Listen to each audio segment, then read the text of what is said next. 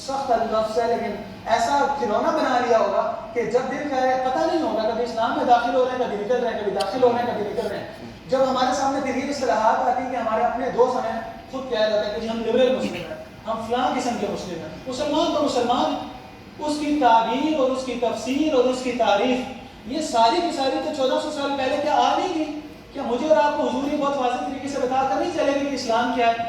کیا ہم لوگوں کو یہ بہت واضح طریقے سے بات پتہ نہیں چلے گی کہ مسلمان کون ہے؟ اس واضح ڈیفینیشن اور کلیئرٹی کے باوجود مسلمان اس کو ریڈیفائن کرے.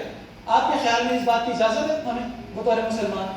یہ ایشو ہے جو اس صدی کے ساتھ خاص ہے. یہ مسئلہ اس سے پہلے نہیں تھا مسلمانوں کو کہ یہ خطا پڑ جائے کہ مسلمان یہی بھول گئے کہ اسلام کیا ہے. مسلمان اسی بات پہ اشکال کر رہے ہیں کہ یار مسلمان کوئی ہے یا نہیں ہے, یا اسلام کی ان احکامات کے اوپر ان کو سمجھ انکار.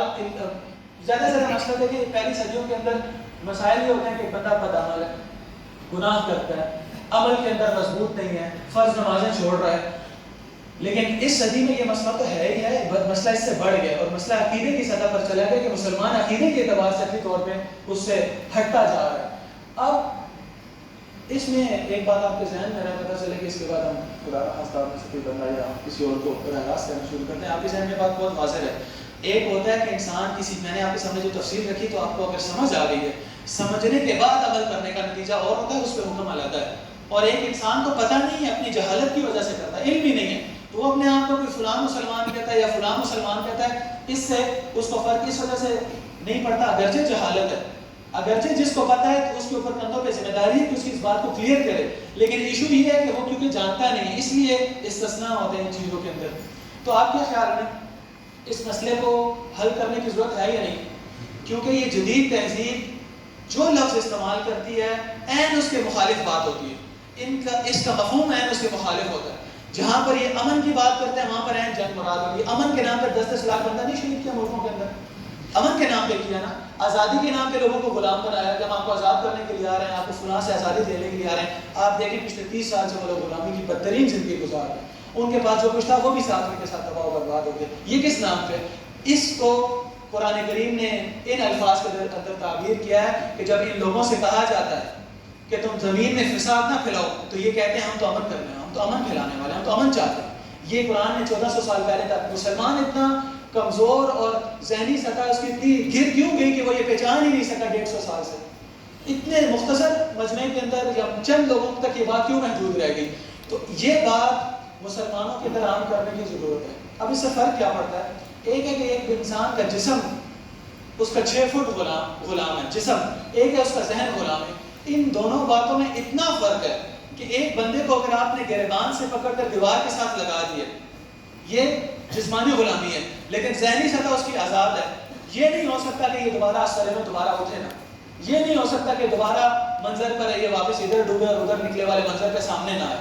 لیکن ایک انسان کو آپ نے جسمانی طور پہ آزاد کر دیا ہے, ذہنی طور پہ اس کو معاف کر دیا ہے. یہ طے شدہ بات ہے, جب تک وہ اپنی ذہنی غلامی کا علاج نہیں کرے گا یہ اس پستی سے باہر نہیں آ سکتا. اسی لیے موجودہ دور کا باطل مسلمانوں کے علاقوں سے 60-70 سال 80 سال ہو گئے, نکل جانے کے باوجود بے غم ہے, اسے پریشانی نہیں ہے, کیونکہ اسے پتہ ہے کہ یہ وہ شعر ہیں جو کاغذی شعر ہے, یا یہ وہ شاہین ہے جن کے پر اترے ہوئے ہیں, یا یہ وہ شعر ہے جس کے دانت نکلے ہوئے ہیں. تو ظاہر اس سے تو کسی کو خطرہ نہیں ہوگا. تو یہ مسئلہ سب سے پہلے ہم لوگوں کی ذمہ داری ہے کہ اس بات کو سمجھیں کہ موجودہ دور میں نئی تہذیب نہیں ہے, یہ پورا متبادل دین ہے. اس لیے باجی میں آپ کو مثالیں ملیں گی, آپ کہیں گے جی تتاری بھی تو آئے تھے, تتاری آئے ایک کونے سے دوسرے کونے تک ایسے ہر چیز کو اڑا کے رکھ دیا. لیکن آپ کے خیال میں اس اڑانے کا مسلمانوں کی فکری سطح پہ کبھی اثر پڑا؟ جو غالب بن کے آئے تھے مغلوب ہو گئے, اسلام قبول کر لیا, اللہ رب العزت نے ان کے ذریعے 600 سال کی مسلمانوں کی ان کو قائد بنا دیا. ادھر سے 600 سال کے لیے یہ عثمانی کہاں سے ہیں, یہ یہاں پر مغل جو آئے ہیں کہاں سے ہیں. تو یہ اہم بات ہے کہ جب انسان ذہنی طور پہ آزاد ہوتا ہے, اس فکری آزادی کے نتیجے میں جو اس کو چیز حاصل ہوتی ہے وہ ہمیشہ کی زندگی حاصل ہوتی ہے. اور ذہنی غلامی کا نتیجہ یہ ملتا ہے کہ وہ 60-70 سال آزاد رہے گا, اس کی 50 سال کی زندگی ہو تو آزاد نہیں, جسمانی طور پہ آزاد رہے گا. اس لیے اس معاشرے کے ساتھ, اس صدی کے ساتھ جو مسائل خاص ہیں, جو 70 سال گزر جانے کے باوجود ایڈریس نہیں ہو رہے, آپ میں سے جو حضرات بیٹھے ہیں جن کی عمر تھوڑی زیادہ ہے, ان سے اگر آپ پوچھیں کہ 30 سال پہلے حالات بہتر تھے, مہنگائی تمام چیزیں لے لیں, بے حیائی لے لیں, مہنگائی لے لیں, تمام چیزوں کا حال ہے. تو آپ کو کہیں گے 30 سال پہلے حالات بہتر تھے, 2 روپے کا فلاں ہو جاتا تھا, اور باپر یہ جو ابھی ماحول نظر آتا ہے آپ کو یہ نہیں ملے گا, اور لوگ یہ نہیں کرتے تھے. اب یا آپ اس بات سے اندازہ لیں کہ آپ اپنے اوپر رکھ کے یہ بات سوچیں کہ ابھی جو نئی یہ ٹرانسجنڈر کے نام پہ ترتیب چل رہی ہے, آپ اپنے یہ تو ہم دوسروں پہ سوچتے ہیں تو ہمیں اس کا وزن محسوس نہیں ہوتا. آپ اپنے بھائی یا اپنے بیٹے کے بارے میں تصور کریں کہ وہ بڑا ہو کے اپنے جنس سے تبدیل کروا کر اور آپ کو یہ کہے کہ میں نے عبدالشکور کے ساتھ نکاح کرنا ہے. اس وقت آپ کو اس کا وزن محسوس ہوگا کہ چھوٹی بات نہیں ہے, یہ دین کی دھجیاں اڑانے کے برابر ہے. یہ جدید تہذیب کے نکلے ہوئے فروعات ہیں, ان کے عقائد کو سمجھنے کی ضرورت ہے, اس کو پورا متبادل دین سمجھنے کی ضرورت ہے. ورنہ اس کی خاصیت یہ ہے کہ جہاں پر یہ اس نے جڑ پکڑی ہے باقی تمام تہذیبوں کو اپروٹ کر دیا. یہ اس کی خاصیت ہے, یہ کو ایگزسٹنس کے نام پہ باقی کسی تہذیب کو برداشت نہیں کرتی. ورنہ ہمارے اوپر یہ جبر نہ ہوتا ہے لوگوں کو برا کیوں کہتے ہو, دل میں برا بھی نہ کہو. یہ کرتے کرتے یہ بات اس سطح پر آئے گی کہ آپ کو یہ کہیں گے آپ ادھر نماز پڑھتے ہوئے سجدہ کریں اللہ کو, اور اس کونے کے اوپر اگر کسی نے مورتی رکھی ہے تو آپ کو کیا مسئلہ ہے؟ عقلاً آپ کا دماغ کیا کہتا ہے کہ اگر ایک بندہ یہاں پہ نفل پڑھ رہا ہے اور دوسرا اس کونے پہ بت رکھ کے اس کی عبادت کر رہا ہے, فریڈم آف ریلیجن کے تحت آپ کہیں گے کہ کیا مسئلہ ہے اس کے اندر, یہ کیوں ایشو ہے؟ ہمارا ذہنی سانچہ مغرب کے نظام کے اندر سے گزرنے کے بعد اس بات کو بھی معقول سمجھ رہے جو ابھی میں نے آپ کے سامنے رکھے کہ واقعی آپ لاجیکلی دیکھیں تو آپ کو بہت اچھے طریقے سے ایک نوجوان آ کے جائے گا لاجیکلی کیا مسئلہ ہے اس کے اندر, اس پہ کیا ایشو ہے کہ آپ اللہ کے گھر کے اندر ایک کونے کے اوپر خوراک بھی رکھ لیں اور چوتھے کونے کے اوپر آپ کوئی روٹی کر لیں اور تیسرے کونے پہ آپ 1 گھنٹہ بھی لٹکا دیں. یہ اپروٹ کرتا ہے اپنے ساتھ آنے والی ہر تہذیب کو. اگر آپ کی اس مثال دیکھنی ہے آپ اسپین میں دیکھ لیں, آپ اسپین میں بہت واضح طریقے سے پتہ چل جائے گا کہ وہ بندہ جب اپنے پشتیں دیکھے گا تو کہے گا 10 پشتوں کے اوپر میرے دادا شاہ الحدیث تھے, لیکن آج وہ خود مسلمان بھی نہیں ہے, نام بھی اسلامی نہیں ہے, وہ پتہ نہیں کس فیز کے اندر چل رہا ہے. یہ آپ سے جو حضرات وہاں پر گئے وہ بہتر طریقے سے بتا سکتے ہیں. اس لیے یہ اتنی سادہ بات نہیں ہے. پھر آپ کے ذہن میں یہ سوال ہے کہ ہم بھی تو یہاں پر مسلمان بیٹھے ہیں, تو ہمیشہ اللہ رب العزت کے مومن بندے کہ جو فراست ایمانی سے چیزوں کو دیکھتے ہیں وہ اپنی زندگی کا کتنے کم فہم نہیں ہوتے کہ وہ دیوار کے پیچھے دیکھ نہ سکیں. وہ اس بات کا اندازہ لگاتے ہیں کہ یہ جو مسئلہ ہے نا یہ آج سے 100 سال بعد کیا نتائج نکالے گا. جس خطے میں ہم بیٹھے ہیں اس خطے میں علماء کی وہ جماعت کھڑی ہوئی جنہوں نے یہ طے کر لیا تھا کہ ہم ہندوستان کو انشاءاللہ اسپین نہیں بننے دیں گے. انہوں نے جو تجربہ وہاں پر کامیاب کیا ہم اس کے سامنے بن کے کھڑے ہوں گے. یہ اس کا نتیجہ ہے. میں اور آپ اس چھت کے نیچے کھڑے ہو کر آج اتنے آزاد طریقے سے اسلام کی بات کر رہے ہیں, یہ ان کی قربانیوں کا نتیجہ ہے. اور اگر ہم آج اس قربانی کو اپنے کندھے پہ ذمہ داری نہ سمجھیں تو یہ ان کی قربانیوں کے ساتھ مذاق ہے یا نہیں ہے, یہ ان کے ساتھ بے وفائی ہے یا نہیں کہ وہ تو کٹ مرے, ہمیں پتہ ہی نہیں چلا ان کا مسئلہ کیا تھا. انہوں نے اپنی زندگیاں قربان کر دی. ان کے پاس یہ تمام مواقع موجود تھے کہ وہ انگریز کے اس نظام کو قبول کرتے اور معاشرے کے اندر جائیداد بھی جمع کرتے, بڑے عہدوں پر بھی جاتے. یہ سارا اپرچونٹیز ان کے پاس موجود تھی. وہ کھاتے پیتے اچھے بڑے خاندانوں کے لوگ تھے, لیکن انہیں یہ بھی پتا تھا کہ جب ہم یہ رستہ اختیار کریں گے جس میں ہم نے اپنی نسلوں کے ایمان کو بچانا ہے تو اس کے اندر یہ بہت واضح طریقے سے یہ بات سامنے آئے گی کہ ہم سے ہمارے اموال بھی چھین جائیں گے, ہم سے ہمارے گھر بھی چھین جائیں گے, ہم سے ہماری اولادیں بھی چھین جائیں گی اور ہمیں جیلوں کے اندر بھی ڈالا جائے گا. شیخ الہند رحمہ اللہ نے ویسے ہی تو مالٹا کی قید نہیں برداشت کی کہ کیا جرم کیا تھا. جرم صرف یہ تھا کہ کہا ہم غلامی برداشت نہیں کرتے تمہاری. اس آزاد حریت پسند اور غیرت مند مسلمان کی فکر کا نتیجہ یہ نکلا ہے کہ آج ہم اور آپ پاکستان کے اندر آزاد بیٹھے ہیں, لیکن ہم اس تاریخ سے ناواقف ہیں. یہ کتنی بڑی زیادتی ہے کہ جو ہمارے اوپر قربان ہو کے چلا گیا ہم اس تاریخ سے واقف ہیں کہ بھائی کن کی وجہ سے آج ہم مسلمان بیٹھے ہیں. تو یہ جو مسئلہ آپ کو میں نے سامنے تفصیل کے ساتھ بتایا, اگر میں اور آپ اس کی آج فکر نہیں کریں گے یہ طے شدہ بات ہے کہ اگلی آنے والی نسل اس رستے سے ہٹ جائے گی. اللہ رب العزت کے اپنے یہ اسباب کے درجے اور اس کے حوالے سے آپ کو بتاتا ہوں. باقی اللہ کی اپنی ترتیب ہوتی ہے دنیا میں کیسے کام ہوتا ہے, لیکن مسلمان سے یہ تھوڑا ہی کہا کہ اپنی عقل کو ٹھپ کے رکھو اور آگے آنے والے نتائج سے پیغام ہو جاؤ اور کبوتر کی طرح آنکھیں بند کر لو. ظاہر مسلمان کا جو مطلب ہی ہے کہ یہ اپنے فام سے چیزوں کا ادراک کرے گا اور آنے والے مسائل کو حل کرے گا. یہ اتنی اہم چیزیں ہیں جس کو صحابہ نے اس زمانے آپ دیکھیں پہلی جماعت صحابہ کی حضور نے اپنے ہاتھوں سے تیار کی. ان کو بھی اس چیز کا شدید مسئلہ ہوتا تھا کہ یہ جو فلاں بات ہو رہی ہے یہ آگے چل کیسے ہو جائے کہ اس کو فوراً حل کرو. آپ کو میں اس کی ایک چھوٹی سی مثال دیتا ہوں. ہم قرآن کریم تلاوت کرتے ہیں ہم سارے, آپ مغرب سے لے کر مشرق تک کسی جگہ پر بھی چلے جائیں ہمیں مصحف قرآن کا ایک ہی طرح کا ملتا ہی نہیں ملتا. کبھی اس پر آپ کو امت اختلاف کرتی ہوئی ملتی ہے, اس پر اتفاق ہے کہ یہ الفاظ اللہ رب العزت کے, یہ کلام اللہ ہے, حضور کے سینے پر اترا ہے اور صحابہ نے کے ذریعے ہم تک پہنچا ہے. لیکن جس طرح مثال دیتا ہوں آپ کو, یہاں پر پنجاب کے کسی ایک علاقے کے اندر ایک طرح کی پنجابی زبان بولی جائے گی, دوسرے علاقے میں آپ چاہیں گے تھوڑا سا اس کا لہجہ تبدیل ہو جائے گا. آپ ایک علاقے میں پشتو ایک طرح کی بولتے ہو گے, آپ تھوڑا آگے سفر کرتے چلتے جائیں پشتو تبدیل ہو جائے گی. اسی طرح ظاہر دنیا کی ہر زبان ایسے تبدیل ہوتی ہے, اس کے مختلف لہجے ہوتے ہیں. تو صحابہ کو یہ سمجھ آ گئی تھی کہ یہ ممکن ہے کہ آگے جا کے مسئلہ, انہوں نے اتنے خوبصورت طریقے سے اس کو ایڈریس کیا کہ آج ہمیں وہ پتہ ہی نہیں, ہمارے لیے کوئی ایشو ہی نہیں, اور ہم اتنے اس بات کے اوپر اکٹھے کھڑے ہیں, اتحاد ہمارا اس بات کے اوپر. تو یہ مسئلہ 1400 سال پہلے اگر صحابہ کے یہ ذہن نہ سوچتے تو آپ کے خیال میں آج امت کے اندر کیا ہو رہا ہوگا, کتنا بڑا مسئلہ ہوتا. اس کو اسی وجہ سے حدیث شریف کے اندر کہا گیا ہے کہ مسلمان مومن کی فراست سے ڈرو کہ وہ اللہ کے نور سے دیکھتا ہے. اس سے مراد یہ ہے کہ وہ اپنے اللہ رب العزت کے ساتھ مضبوط تعلق کی وجہ سے, شریعت کے اوپر اپنے مزاج کو ڈھالنے کی وجہ سے, رسول اللہ صلی اللہ علیہ وسلم کے ساتھ وفاداری اور غیرت کے نتیجے میں ان چیزوں کو پہچان لیتا ہے جو کہ فوراً ظاہری آنکھ نہیں دیکھ سکتی. ہماری ظاہری آنکھ کی لمیٹیشن ہے, میں اس دیوار سے پیچھے نہیں دیکھ سکتا.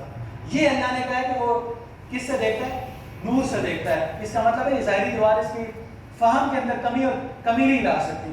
تو اتنا سیریس مسئلہ ہے, اس کو مجھے اور آپ کو اتنی احساس ذمہ داری کے ساتھ یہ سمجھنا ہوگا, ورنہ کل روز محشر یہ منظر ہم سب کے لیے بہت زیادہ مشکل ہوگا کہ ہم کھڑے ہوں اور ہم میں سے جس ہر بندے سے اللہ رب العزت نے جو آگے نسل چلائی ہو, آپ کو پتا ہو کہ میری تیسری نسل کے بعد سارے خدا نخواستہ عیسائی ہو گئے تھے, کسی کو پتا چلے چوتھی نسل کے بعد سارے ایتھیسٹ ہو گئے تھے, دوسری نسل کے بعد. یہ آپ کے خیال میں انسان کہے گا زمین اگر پھٹ سکتی ہے پھٹ جائے, میں اتنا انسان کے لیے سے بڑی ذلت کیا ہوگی کہ آخرت میں رسوا ہو گئے. اور ایک باپ کے اوپر رسول اللہ صلی اللہ علیہ وسلم نے جو اس کے اوپر ذمہ داریاں ڈالی ہیں اور فرائض ڈالے کہ تمہارے لیے فرض ہے کہ تم اپنی اولاد کی فلاں چیزوں کو پورا کرو, اس میں سے سب سے پہلی چیز یہ ہے کہ اس کو دین کی تعلیم دو.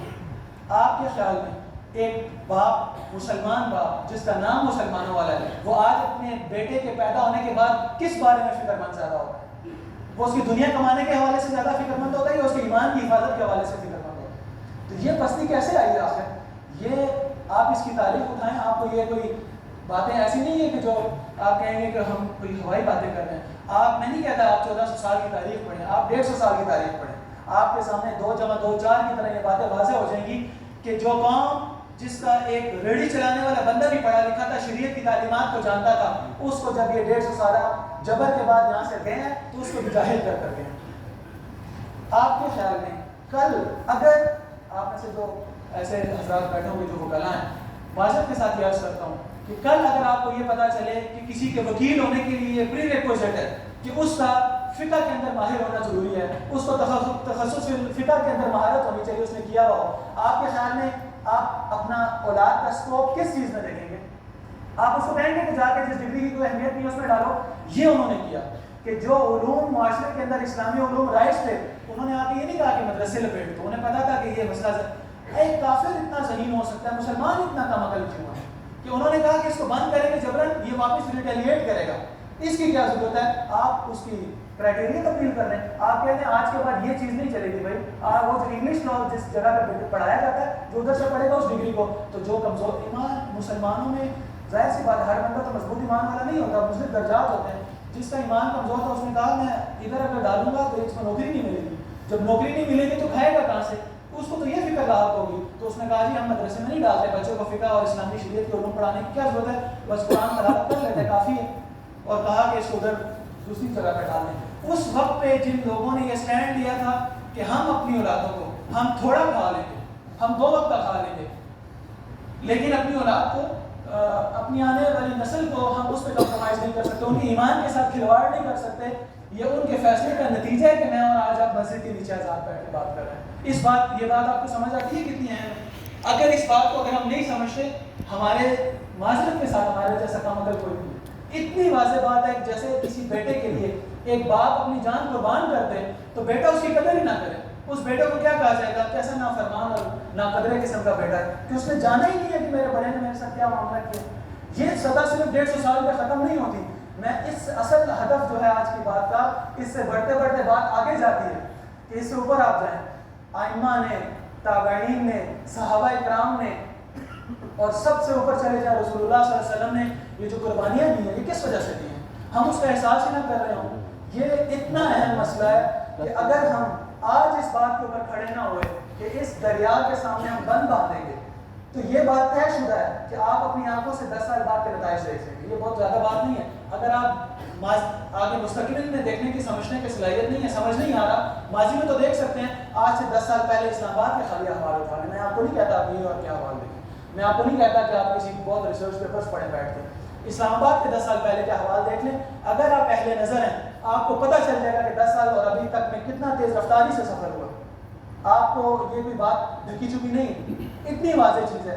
ایک یہ ستم، اور ستم بالائے ستم یہ کہ مسلمانوں نے اپنے معاشرے میں حضور کی زندگی کو نکال دیا۔ یہ مسئلہ میں نے آپ کے سامنے رکھا، اس کا سولوشن کیا ہے؟ جیسے کہ پہلے بات ہوئی مسئلے کا تو کام آسان ہے، پھر بھی سولوشن اصل بات ہے۔ تو جو سینکڑوں تجربات ہیں اس میں سے ایسی چیز ضرورت تھی کہ جو مختصر ترین وقت کے اندر سب سے بڑے نتائج دے سکے، سب سے اعلیٰ نتائج دے سکے، وہ ہمیں سنت اللہ سے ملتی ہے۔ حضور کی زندگی کا کمال یہ ہے کہ آپ صلی اللہ علیہ وسلم نے 23 سالہ مختصر ترین وقت کے اندر دنیا کا سب سے بڑا انقلاب برپا کیا۔ یہ میرا اور آپ کا ایمان اس وجہ سے کہ ہم مسلمان ہیں، لیکن کافر بھی اس بات کو ماننے پہ تیار ہے۔ آپ لوگوں نے ایک نہیں، میں آپ کو ایک مثال دیتا ہوں، ایسی سینکڑوں کتابیں۔ مائیکل ہارٹ نے جو کتاب دنیا کی 100 بہترین شخصیات میں لکھی ہے، اس کا ذکر پہلے ہو رہا تھا شاید، اس نے حضور کو پہلے نمبر پہ نبی سمجھ کے رکھا ہے۔ وہ تو حضور کو نبی نہیں جانتا۔ ایکویلٹی کے نام پر ان کے عقیدے کا جز ہے یہ کہ تمام انسان برابر ہیں، اس وجہ سے انہوں نے انبیاء کو منصب نبوت سے اتار کے عام انسانوں کے برابر لا کر کھڑا کر دیا۔ یہ ایک اور چیز ہے، پوری ہر چیز کے اوپر گھنٹوں بات ہو سکتی ہے، لیکن اس بات کو سمجھیں کہ اس نے تو اس وجہ سے نہیں کہا کہ یہ اللہ کے نبی تھے اور حضرت جبرائیل آتے تھے وہی لے کے آتے تھے، یہ بات ہے۔ اس نے دنیاوی اسباب کے اعتبار سے، کیلکولیشن کے اعتبار سے اس نے کہا یہ معاملہ ہے۔ اس نے اپنے پریفیس کے اندر اس بات کا اعتراض کیا کہ میری آڈینس تو عیسائی ہے، وہ اعتراض کرے گی یہ تم نے کیا کیا ہے۔ تو خلاصہ اس بات کا یہ ہے کہ اس کی بات کا، اس نے کہا کہ 19-20 کا فرق ہوتا تو میں اوپر نیچے کر دیتا۔ 19-20 کا فرق نہیں ہے۔ رسول اللہ صلی اللہ علیہ وسلم کی زندگی اتنی مؤثر تھی کہ آپ صلی اللہ علیہ وسلم کی زندگی کا کوئی ایک جز اٹھایا جاتا، وہ بھی دنیا کی تمام مؤثر ترین افراد سے بلند تھی، اور اتنا گیپ ہے کہ اس کو کوئی پورا نہیں کر سکتا۔ یہ تو حضور ہو گئے، رسول اللہ صلی اللہ علیہ وسلم کے ہاتھ سے تیار کیے ہوئے افراد کو بھی دنیا کے بہترین افراد ماننے پہ مجبور ہے۔ دوسرے نمبر پہ حضرت عمر کا نام لکھا، ذہن میں یہ بات پیدا ہوتی ہے کہ وہ نہ ان کے عدالت کا، ان کے اللہ رب العزت کے ہاں شرف صحابیت کا قائل ہے، نہ ان کو رسول اللہ کا امتی ہونے کا قائل ہے۔ وہ تو عقلی اعتبار سے سوچتا ہے، وہ تو مادی دور ہے، 2 + 2 = 4 کی طرح کیلکولیٹ کرتا ہے۔ وہ بھی اس نتیجے پر پہنچے کہ حضور تو حضور ہو گئے، ان کے تیار کیے ہوئے افراد کا بھی سطح اتنی بلند ہے کہ باقی دنیا اس سے متاثر نہیں ہو سکتی، قریب نہیں پہنچ سکتی۔ آج مسلمان، ایک آپ نے کتاب فلاں کی بایوگرافی اٹھائی ہوئی ہے، دوسرے آپ نے فلاں کی اٹھائی ہوئی ہے، تو متاثر ہو رہا ہے۔ اس تاثر کے نتیجے میں وہ ہوتا ہے جو میں نے آپ کو پہلے بتایا کہ وہ ایک اس کی چیز، ظاہر ہے دنیا میں جب کوئی متاثر کرتا ہے تو وہ بالکل ہی گل محمد نہیں ہوتا۔ وہ کہتے ہیں زمین جمت نہ جمت گل محمد، کہ زمین پہ زلزلہ آ جائے گل محمد اپنی جگہ سے نہیں ہلتا۔ اس سے مراد ہے اس میں لازمی کوئی وصف ہوگا، کوئی نہ کوئی ذہانت ہوگی جس کی وجہ سے وہ کسی کو متاثر کرتا ہے۔ مسئلہ یہ نہیں ہے، مسئلہ یہ ہے کہ اس کی ایک وصف کی آڑ کے اندر اس کے پورے عقائد لینے کی کیا ضرورت ہے۔ یہ مرغوبیت ہے، اور فائدہ اٹھانے کا مطلب یہ ہے کہ انسان یہ بہت واضح طریقے سے سمجھ جاتا ہے کہ یہ اس کی مہارت ہے، یہ 4 باتیں اس کی نہیں لی جا سکتی، یہ اسلامی عقائد سے ٹکراتی ہیں، ہم کیسے لے رہے ہیں۔ بات آپ کو سمجھ آ رہی ہے؟ اس کا یہ مطلب نہیں آپ کو مائیکل ہارٹ کی فضائل بیان کی اور آپ اس کی سیرت پڑھ اور آپ کے ماشاء اللہ کیا خوبصورت سیرت لکھی ہے، اور وہ آپ کسی بھی اورینٹلسٹ کی سیرت اٹھا کر دیکھیں، اس نے بطور نبی سمجھ کے نہیں لکھی، واقعہ تو واقعہ ہوتا ہے۔ میں آپ کے ساتھ ابھی بات کر رہا ہوں، یہ سیرت کا جو بھی یہاں پر مذاکرہ چل رہا ہے، آپ میں سے ہر بندہ جا کر جب اس واقعے کو کسی کو بیان کرنا چاہے گا تو اس کے لیے تو یہ بھی شرط نہیں ہے کہ اہل علم ہے یا نہیں ہے، مسلمان ہے یا نہیں ہے، واقعہ تو بیان ہو جاتا ہے۔ اصل بات یہ ہے کہ اس واقعے سے پیغام کیا سمجھا آپ نے۔ تو جب وہ سیرت لکھتا ہے، جو ایک انگریز سیرت لکھتا ہے، اورینٹلسٹ سیرت لکھتا ہے، تو واقعہ تو وہی لکھتا ہے جس میں مسلمان کہتے ہیں ماشاءاللہ سبحان اللہ۔ اصل بات یہ کہ اس واقعے کی ذیل میں اس نے ذہن سازی کیا کی ہے، بٹوین دا لائنز، بین السطور اس نے بات کیا کی ہے، اس نے ذہن کیا بنایا اگلے کا، یہ وہ مسئلہ ہے جہاں سے خرابی شروع ہوتی ہے۔ تو ایک مسلمان حضور کی زندگی کو جو صحابہ کے ذریعے محفوظ ہوئی ہے، اس ذریعے سے پڑھنے کو چھوڑ کر اس بات کو ترجیح دے کہ کسی گورے کی لکھی ہوئی پڑھے، تو پھر یہ اشکالات تو پیدا ہوں گے کہ اسلام فلاں ہے یا فلاں ہے، جہاد اقدامی ہے یا دفاعی ہے، یا فلاں معاملہ ایسا ہے یا ایسا ہے، یا عہد پہ یہ ہوا ہے یا وہ ہوا ہے۔ یہ کیوں آخر پیدا ہوتی ہے؟ مسلمانوں کے اعلیٰ ترین طبقات جن کو سمجھا جاتا ہے ان کے اندر یہ کنفیوژن کہاں سے پیدا ہوتی ہیں؟ یہ وجہ سے پیدا ہوتی ہیں۔ اور آپ کو جو اللہ رب العزت نے ایک بہت بڑی نعمت دی ہے، آپ میں سے بہت افراد یہاں پہ ڈائریکٹ آئے ہوں گے القرآن کے اندر، اور ہم بہت سے ایسے لوگوں کو جانتے ہیں، میرا اپنا جو میں شمار ہے جو بہت چکر کاٹ کے آیا ہے، تو مجھے اس بات کا اندازہ ہے یہ کتنی بڑی اللہ کی نعمت ہے کہ جب انسان حضور کی زندگی کو پڑھا رہا ہو۔ یہ دوسرا مسئلہ ہے، پہلا میں نے آپ کے سامنے رکھ دیا، دوسرا ایشو یہ ہے، اس کے بعد بات ختم کریں گے انشاءاللہ۔ دوسرا ایشو یہ ہے کہ کسی صدی میں مسلمانوں نے یہ نہیں کہا کہ اس صدی کے ساتھ حضور کی زندگی کا فلاں پورشن کمپیٹیبل نہیں ہے، اس کو ہٹا دیں۔ اب جب ہم بات کریں گے تو اس کے بغیر کریں گے۔ آپ کو بات سمجھ آ رہی ہے میری؟ مثال دیتا ہوں، آپ کہتے ہیں کہ آپ صلی اللہ علیہ وسلم نے گھریلو زندگی ایسے گزاری، تو ایک زمانہ ایسا آ جائے جس پر گھریلو زندگی کے اندر کسی اور تہذیب کا غلبہ ہو، تو مسلمان کیا ہے کہ آج کل جبر بھی ہے، تو ایسا کرتے ہیں حضور کی زندگی کا یہ والا پورشن ہم نہیں بتاتے۔ پھر یہ ایک اور زمانہ آ جائے، آپ کے یہاں فلاں چیز کو گالی بنا دیا گیا، ہم اس پورشن کو نہیں بتاتے۔ یہ کتنا بڑا اہم کام ہوگا کہ حضور کی پوری زندگی سامنے رکھی جائے، ورنہ مسئلہ پتہ ہے کیا ہوتا ہے؟ ایک بندے نے پہلے سے ایجنڈا طے کیا ہوتا ہے، ایک بندے سے مراد ایک بندہ نہیں، مغربی تہذیب کے ایجنڈے پہلے سے طے شدہ۔ اس تہذیب کے طے شدہ ایجنڈوں کے تحت اگر مسلمانوں کے معاشرے میں کام کرنا ہے تو سیرت کی کتابیں کھولتے ہیں، اور اگر انہوں نے انڈیا کے اندر کام کرنا ہے تو گیتا کو کھولیں گے، اور اگر کسی عیسائیوں کے زمانے میں کام کرنا ہے تو تورات کو کھولیں گے، اور پھر اس میں سے دلائل پک کرتے ہیں کہ اب یہ دیکھو ہے کہ نہیں۔ مثلاً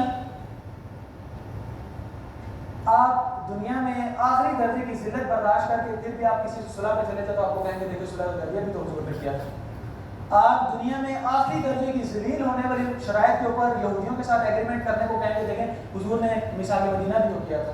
آپ کو بات سمجھ آ رہی ہے؟ آپ میں سے جو لوگ ابھی سیرت ابھی پڑھ رہے ہیں وہ دیکھ لیں گے، پڑھ لیں گے، اور جو پڑھ چکے ہیں مجھے آپ بتائیں مثال مدینہ کی کسی ایک شخص سے مسلمانوں کا یہودیوں کے ماتحت ہونا ثابت ہوتا لے آئے، میں آپ کے سامنے کھڑا ہوں۔ بلکہ یہ بات تو آپ کو ہر دوسری شک میں ملے گی کہ جب کانفلکٹ آئے گا تو فائنل ڈیسیژن حضور کا ہوگا۔ آپ کو یہ بات تو سمجھ آئے گی کہ جو فریق معاہدے کے خلاف معاہدے میں سے کوئی فریق یہودیوں کا ایکسٹ بھی حاصل نہیں کر سکتا رسول اللہ صلی اللہ علیہ وسلم کی اجازت کے بغیر۔ یہ میں آج اس بنیاد پہ کہتے ہیں کہ تم معاہدہ کر لو۔ آپ کے خیال میں یہ گراؤنڈ ہے دنیا کے حالات یہ کہ آپ اپر ہینڈ ہے آپ کا، اس کو آڑ بنا کے کہتے ہیں کہ دیکھو آپ مثال مدینہ کر لو۔ یہ وہ ایکسیپٹنس ہے، کڑوی گولیاں جو مسلمانوں کو حلق سے نیچے اتارنے کے لیے یہ شوگر کوٹنگ کرتے ہیں سیرت کے اندر سے اپنی مرضی سے پک اینڈ چوز کرتے ہیں۔ اس زمان یہ وہ زیادتی ہے جو معذرت کے ساتھ مسلمانوں نے حضور کے ساتھ بے وفائی اس صدی والوں نے کی ہے، ان آخری 2 صدیوں والوں نے کی ہے، اس سے پہلے یہ نہیں ہوئی کبھی۔ مسلمانوں میں یہ بحث ہی نہیں تھی کہ ہم یہ حضور کی بات ابھی ریلیونٹ ہو رہی ہے اس کی بات نہیں کرتے۔ آپ کو ہر گلی محلے میں نوجوان ملے گا ایسے دلیری کے ساتھ یہ بات کہہ رہا ہوگا اب یہ بات ریلیونٹ نہیں ہے، 1400 سال پرانی تھی۔ تو آپ اگر یہ بات مانیں گے تو الیوم اکملت لکم دینکم پہ کہاں پہ آپ جا کے کھڑے ہوں گے؟ اس کی کیا تفسیر کریں گے؟ اس کی کیا تشریح کریں گے؟ تو آپ کسی ایک بات کو اٹھائیں گے تو آپ کو دین کے کسی حصے سے انکار کرنا پڑے گا۔ یہ وہ مسئلہ ہے، اور میں نے آپ کو بات بتایا کہ ایک تو مسلمانوں کی طرف سے کمزوری ہے۔ اس موقع پر جب مسلمان اپنی کھلی آنکھوں سے دیکھ رہا ہو کہ مغرب مستقل چھینٹے ڈالنے کی کوشش کرتا ہے حضور کے رسول اللہ صلی اللہ علیہ وسلم کے دامن مبارک کے اوپر جو پاکیزہ دامن ہے، اور ایک مسلمان اس بات کے اوپر آمادہ نہ ہو کہ میں آگے کھڑا ہو کے چھینٹے خود برداشت کروں گا، حضور کی ذات پر نہیں جانے دوں گا۔ یہ مسلمان کی ذمہ داری ہے یا نہیں ہے؟ یہ کس نے آ کر کرنا ہے؟ آپ کے خیال میں باطل خود آ کے یہ کام کرے گا؟ یہ ہماری اور آپ کی ذمہ داری ہے کہ ہم آگے کھڑے ہو جائیں۔ ہم دینی غیرت اور حمیت کا تقاضا یہ ہے کہ ہم کھڑے ہو جائیں، ہم کہیں ہم یہ بات حضور کے دامن تک نہیں پہنچنے دیں گے۔ تمہاری جرت کیسے تم نے یہ بات کی ہے اور تم یہ جھوٹ پھیلاتے ہو؟ یہ اصل بات ہے۔ تو اس صدی میں مسلمان خود سیرت ایسے پڑھاتے ہیں جس کے نہ مفہوم بس خلاصہ یہ سمجھے، نہ ہاتھ ہے نہ سر ہے نہ کچھ ہے۔ تو آپ کو میرے پاس وہ میرا پچھلے دنوں واٹس ایپ کریش کر گیا، ورنہ میں آپ کو ایک پیراگراف پڑھ کے بتاتا ہوں۔ پچھلے دنوں کے اندر یہ بات بہت زور و شور کے ساتھ چلی کہ ہمارے کیریکولم کے اندر سیرت ہونی چاہیے۔ آپ سب کو اس بات کو تو پتہ ہے نا انشاءاللہ، اتنے تو واقف ہیں آپ ساری چیز سے معاشرے سے۔ اس کا کیریکولم جو ڈیزائن جنہوں نے کیا وہ خود ایک لبرل خاتون ہیں، باہر سے پڑھی ہیں، پروفیسر ہیں، ٹھیک ہو گیا بات مسئلہ نہیں ہے۔ اس کے بعد وہ ریویو ہونے کے لیے استاد جی کے پاس یہاں پر آئے کہ آپ لوگ سیرت کا کام کرتے ہیں، آپ اس کو دیکھ لیں۔ جانے سے پہلے بھی ہمارے پاس آیا کہ آپ اس سیرت کے اس پہ کام کریں، تو ہم نے پوچھا کہ آپ کیا چاہتے ہیں اس سے؟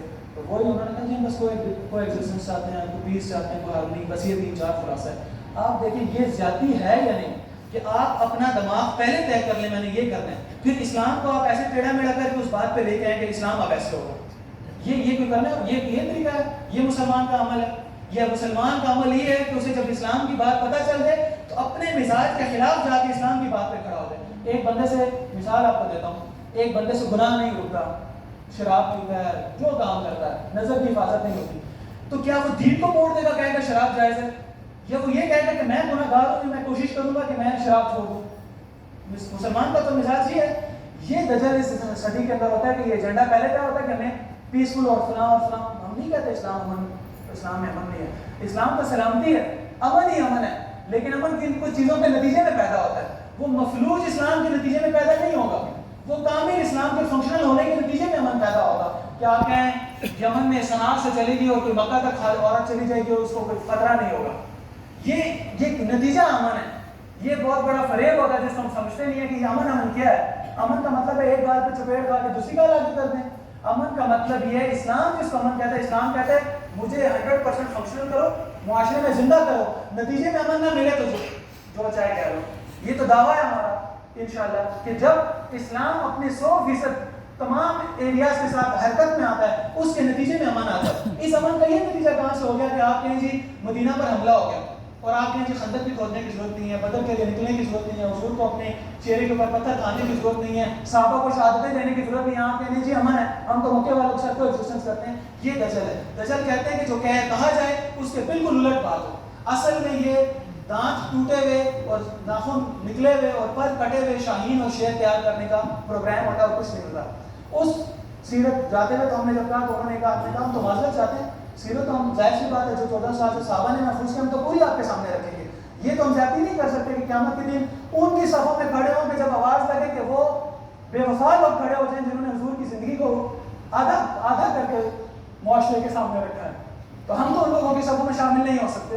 ہم تو اللہ رب العزت کے سامنے سرخرو ہونا چاہتے ہیں اور ہم یہ سامنے بات رکھیں کہ یا اللہ جب مسلمان بھی نہ سمجھی کے تحت یہ حضور کی زندگی کو ادھورا پیش کرتے تھے ہم ساری بات سامنے کرتے تھے. جہاں آپ کے حضور کی رحمت اللہ عالمین ہونے کی بات آتی تھی وہ بھی کرتے تھے، جہاں حضور کے اخلاق کی بات آتی تھی وہ بھی کرتے تھے، جہاں حضور کی جہاد اور غزوات کی بات آتی تھی وہ بھی کرتے تھے.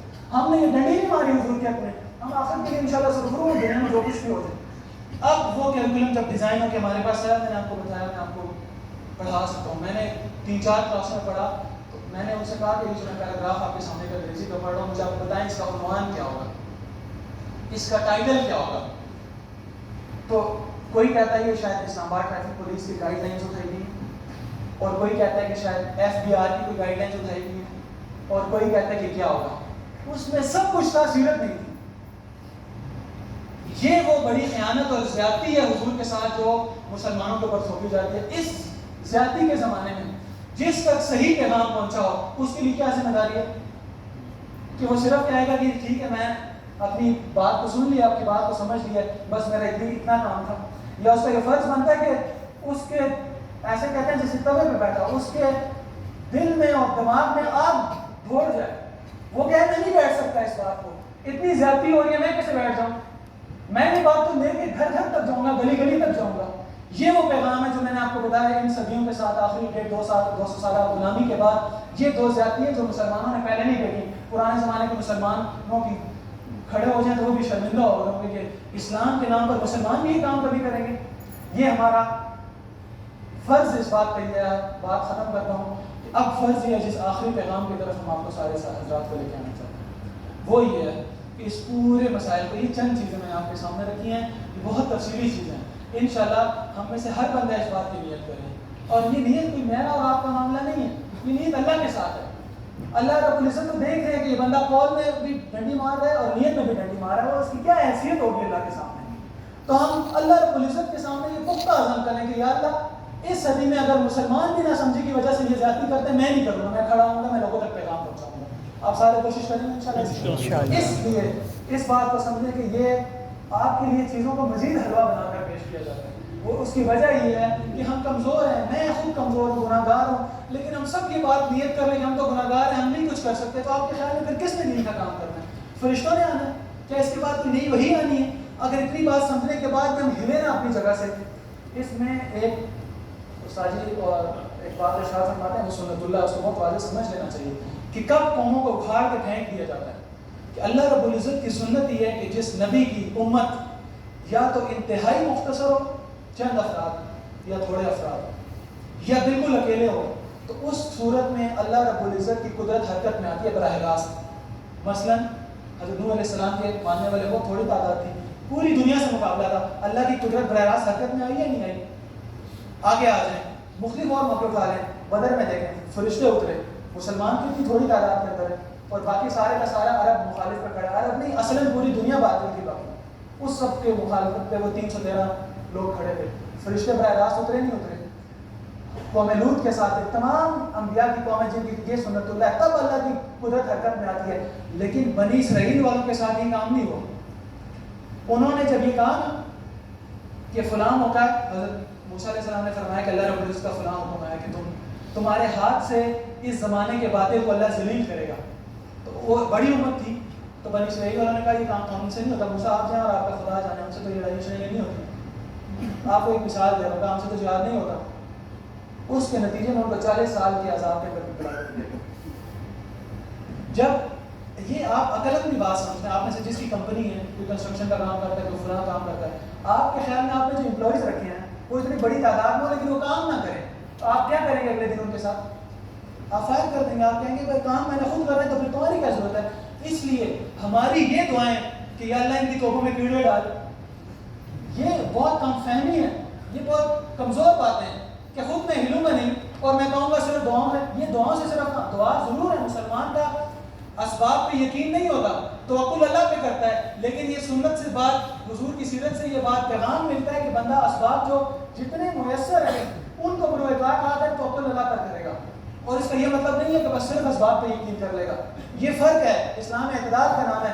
مغرب نے کہا سب کچھ 2 × 2 = 4 ہوتا ہے, تم کیلکولیشن کرو گے جب تم یہاں پر نہیں پہنچو گے یہ کام نہیں کر سکتے. اسلام یہ نہیں مانتا, اور اسلام یہ بھی نہیں مانتا کہ تم جاہل لوگوں کی طرح اندر بیٹھ جاؤ گے کونے پہ بس کہو گے جی باقی جو کچھ معاشرے میں ہوتا ہے میں رحمانیت اختیار کر لوں گا. یہ بھی نہیں. اعتدال ہے کہ تمہارے ہاتھ میں, بدر میں مسلمانوں کے پاس 17-18 پتہ نہیں کتنی تلواریں تھیں, ساری تو نہیں. آپ کے خیال میں باقی صحابہ جا کے کسی قریب والے پہاڑ پہ بیٹھ گئے کہ ٹھیک ہے ہمارے پاس تو کچھ نہیں, ہم بیٹھ کے دیکھتے ہیں. سبب کیا تھا؟ سبب تھا تلوار نہیں ہے, ڈنڈا اٹھا لو, ڈنڈا نہیں ہے پتھر اٹھا لو. یہ اسباب اس کو کہا جاتا ہے جو میسر ہے. اس کا یہ مطلب نہیں ہاتھ پیار دھر کے بیٹھ جایا جائے کہ کچھ نہ کیا جائے. تو اعتدال یہ ہے جو میسر اسباب ہیں اس کو اختیار کریں گے لیکن توکل اللہ پر کریں گے. یہ مسلمان کی شان ہے. تو اس لیے یہ جو ڈیٹ اگر مسلمان دنیا میں موجود ہیں, آپ کے خیال میں یہ صبح دوپہر شام یہ دعائیں کرتے رہے تو یہ کام بن جائے گا؟ تو جنرل سوال بنتا ہے کہ بھائی تم 1.5 ارب کس کام کے لیے ہو؟ تمہارا بھی تو کوئی کام ہے. جب یہ غفلت ہوتی ہے تو اللہ رب العزت کا قانون یہ ہے کہ کسی دوسری قوم کے ذریعے بالکل ایسے اکھاڑ کے پھینک دیا جاتا ہے اس قوم کو. عباسیوں نے کمزوری دکھائی, تعلیم کے ذریعے بالکل ایسے صفحستی سے مٹایا ان کو, اور پھر انہیں کو اسلام قبول کر کے انہیں کو اسلام کی قیادت میں حوالے کر دیا. یہ بہت واضح بات ہے, یہ پیچھے کی بات نہیں ہے, یہ سنت اللہ ہے. اس بات کو ہم سمجھیں, ہماری یہ ذمہ داری ہے. یہ جو پیغام میں نے آپ کے سامنے رکھا, ہم میں سے ہر بندے کی ذمہ داری ہے یا نہیں آپ کے خیال میں کہ لوگوں تک یہ پیغام پہنچے صحیح پیغام؟ تو آپ لوگ یہاں پر جو سیرت پڑھ رہے ہیں اس میں 100% فیسیلیٹیشن ہم لوگ کرتے ہیں. آپ صرف اس بات کے اوپر تیار ہو جائیں, 2 چھوٹی چھوٹی باتیں, 2 مختصر باتیں اس بات کے اوپر تیار ہو جائیں. ایک یہ کہ آپ لوگوں کو جب یہ بات کہیں, دیکھیں آپ میں سے, آپ کی کلاسوں میں بیٹھے ہوئے لوگوں میں سے آپ کے کچھ کولیگ ایسے ہوں گے جو جن کی خیر سینکڑوں لوگوں تک جا رہی ہے, بعض کی خیر ہزاروں لوگوں تک جا رہی ہے. تو آپ کے دل میں یہ سوال ضرور پیدا ہونا چاہیے میری کیوں نہیں جا رہی؟ تو اس کا جواب یہ ہے کہ انہوں نے اپنے اساتذہ کی دی ہوئی بات پر اعتماد کیا کہ جب اساتذہ نے کہا کہ ہم سمجھتے ہیں کہ آپ سیرت پڑھا سکتے ہیں, تو انہوں نے یہ نہیں کہا کہ بھائی آپ اپنی بات کو ذرا اپنے پاس رکھیں ہم کریں. ظاہر ہے یہاں پر ہمارا آپ کا میرے ساتھ اور میرا آپ کے ساتھ یا ہم سب کا استاد جی کے ساتھ کوئی مادی تعلق ہے, ہمارا کوئی یہاں پہ کوئی فیسوں کا معاملہ ہے یا آپ سے اور ان سے آپ, ہمارا تو خالص دینی تعلق ہے. دینی تعلق کے اندر خیر خواہی اور اخلاص بہت واضح طریقے سے ہونا چاہیے. اس کے تقاضا یہ ہے کہ آپ دوسرے کی بات پر اعتماد کریں. آپ میں سے جن حضرات نے اس بات پر اعتماد کیا وہ ان 15,000 لوگوں تک سیرت پہنچانے والوں کے اندر شامل ہیں. ظاہر ہے کتنی مبارک پڑی ہے, لڑی ہے کہ آخرت کے دن جب کہا جائے گا کہ جس زمانے میں مسلمان یہ کام کرتے تھے, زیادتیاں کر رہے تھے, وہ صفیں جدا ہو جائیں, علیحدہ ہو جائیں جنہوں نے حضور کے پیغام کو لے کر کھڑے ہوئے ہیں, اس میں حصہ ڈالا ہے. تو اللہ کرے ہمارا بھی شمار ان صفوں کے اندر ہو جائے انشاءاللہ. تو اس لیے پہلا کام یہ کہ آپ لوگ اپلائی کریں اس کے اوپر, پھر لوگوں نے آپ کو لنک فلوٹ کریں گے, موبائل کے اندر بٹھا کے آپ کو بتائیں گے. دوسرا کام یہ کریں کہ اس وقت تک آپ کے ذہن میں جتنے وسوسے آتے ہیں یا جتنے آپ اس کو وسوسہ بھلے آپ نہ سمجھیں، آپ سمجھیں کہ جنرل سوال ہے، آپ اپنے آپ کو ورک شاپ پر لے کر آ جائیں، جو ورک شاپ اناؤنس کی جائے گی، آپ کی تمام کوشچنس ایڈریس ہو جائیں گے، آپ کو پڑھانے کا طریقہ بتایا جائے گا، آپ کو یہ بتایا جائے گا کہ آپ نے جب سبق میں بیٹھنا ہے تو کیسے پڑھانا ہے، آپ سبق تیار کیسے کریں گے، آپ کو یہ بتایا جائے گا کہ آپ نے لوگوں کی شخصیت سازی کیسے کرنی ہے۔ اتنا بڑا ہنر ہے۔ دیکھیں انبیاء کے ساتھ کیوں مشابہت ہے کاموں کے اندر عمل کے اعتبار سے کہ انبیاء کی محنت لوگوں پر ہوتی ہے، یہ محنت بھی لوگوں کے اوپر ہے، مادے پر نہیں ہے، لوگوں پر ہے۔ تو آپ اگلے کی شخصیت سازی کر رہے ہیں، اس کے مسائل کو حل کر رہے ہیں، جو سمجھ نہیں آ رہی ہے اپنے مربیوں سے پوچھ رہے ہیں آپ، اور ٹائم کتنا ہے؟ ہفتے میں 2 گھنٹے۔ اگر ایک مسلمان اتنی پوری بات سمجھنے کے بعد 168 آورز میں سے 2 گھنٹے ہفتے میں نکالنے کے تیار نہ ہو تو پھر یہ بہت سادہ سی بات ہے کہ ہم کہیں گے یہ ہو گیا وہ بڑی چھوٹی بات رہ جائیں گی۔ پہلا کام کیا ہے؟ آپ کیا کریں گے؟ اپلائی کریں گے۔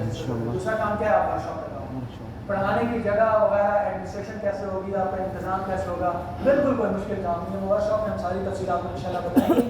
اور یہ ایسی صلاحیت ہے بعض اوقات آپ جتنے لوگ بیٹھے ہیں یقین مانیں آپ میں سے ایک بندے میں اس کو خود بھی نہیں پتا اور ہمیں بھی نہیں پتا، کوئی نہیں جانتا، ہو سکتا ہے آپ میں یہ خیر ہو جو 1 لاکھ بندوں تک پہنچ سکتی ہو، آپ میں یہ خزانہ پوشیدہ ہو جو 1 کروڑ لوگوں تک آپ کی خیر پہنچ سکتی ہو، آپ میں یہ خیر ایسی ہو جو 10 کروڑ لوگوں تک پہنچ سکتی ہو، لیکن یہ خزانہ بند ہے، نہ میں جانتا ہوں نہ آپ جانتے ہیں۔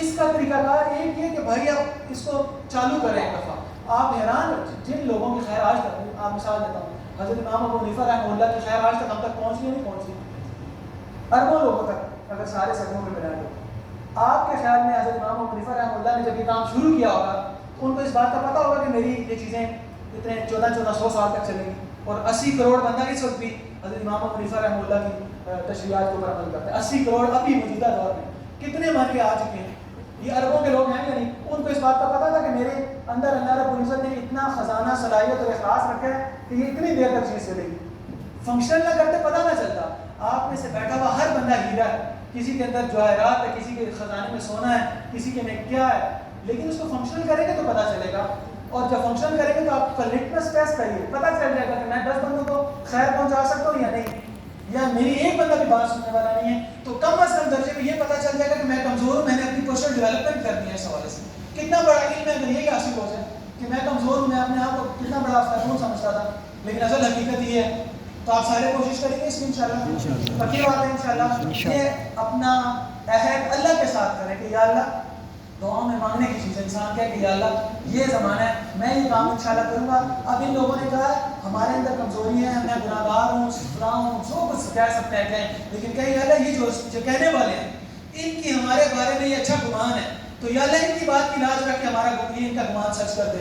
یہ بھی کتنی بڑی اپرچونٹی ہے کہ کسی کوئی بندہ اپنے آپ کو کمزور سمجھتا ہے، اللہ کسی بندے کی بات کی لاج رکھتے ہوئے اس کو ٹھیک کر دے، تو یہ کتنا بڑا اصلاح ہے، دعا قبول ہونے کا طریقہ ہے کہ استاد محترم ہمیں کہتے ہیں کہ آپ پڑھائیں، تو ہم تو کہتے ہیں یا اللہ ہم گناہ گار ہیں، ہم نہیں کر سکتے، لیکن آپ کے کسی نیک بندے نے ہم سے یہ امید لگائی ہے، ہم تو کمزور ہیں، ان کی امید تھی اللہ لاج رکھ لے، ہمارے اندر وہ صفات پیدا کر دے، تو اللہ کا ہم نے اس میں ہر قدم پر خیر ہی خیر ہے، میں آپ کو الفاظ میں بیان نہیں کر سکتا، اس لیے آپ تمام حضرات اس کی مضبوط نیت اور ارادہ اللہ رب العزت سے کریں کہ اللہ ہم یہ کام کریں گے انشاءاللہ، اور ابھی پورے پاکستان میں جب سیرت کے حلقہ شروع ہوں گے تو ماحول ہوگا، آپ کے لیے کام کرنا آسان ہوگا، اور ابھی موقع ہے آپ کے پاس، بعد میں ممکن ہے 1 مہینے بعد آپ یہ نیت کر لیں لیکن آپ کے پاس موقع نہ ہو، نیت اور موقع کا فرق سمجھتے ہیں نا، آپ نے نیت کر لیا موقع نہیں ہے، فنکشن کیسے ہوگا کام، ابھی آپ کے پاس یہ اللہ کا کی نعمت ہے، ابھی بیٹھے بیٹھے آپ نے اگر پختہ نیت کر لیا ہے تو آپ کے پاس موقع بھی ہے، ہم آپ کو پورا لے کر چلیں گے، ظاہر ہے کسی نیت کو عملاً پریکٹیکلی کرنے کے لیے کوئی موقع بھی چاہیے ہوتا ہے نا، میدان بھی چاہیے ہوتا ہے، آپ کے پاس اس وقت دونوں فیسلٹیز موجود ہیں، اگر دیکھیں اللہ رب العزت کا دین ہمارا محتاج نہیں، ہم محتاج ہیں، حضور کی زندگی ہماری محتاج نہیں، ہم محتاج ہیں، اس لیے اس موقع سے فائدہ اٹھائیں، نیت بھی پختہ کریں، ارادہ بھی پختہ کریں، اور نہ سوچیں، اس معاملے میں اقبال کہتے ہیں کہ یہ جو عقل ہے نا یہ اس سے کام نہیں چلتا، ہمیں وہ بندہ چاہیے، وہ مومن چاہیے جو اپنے عشق کے معیارات کو حضور کے ساتھ بلند کرے اور اس کے ساتھ فیصلہ کرے، ابھی یہ عقل میں اگر کوئی ٹائم ہے کہ باتیں آتی ہیں اس کو اڑا دیں، اس بات کی کوشش کریں، ٹھیک ہے جی انشاءاللہ، جزاکم اللہ، ابھی آپ کو حضرات ترتیب بتائیں گے موبائل کے اعتبار سے 10-15-20 منٹ مزید سے ہم لگیں گے انشاءاللہ، جزاکم اللہ خیر، السلام علیکم۔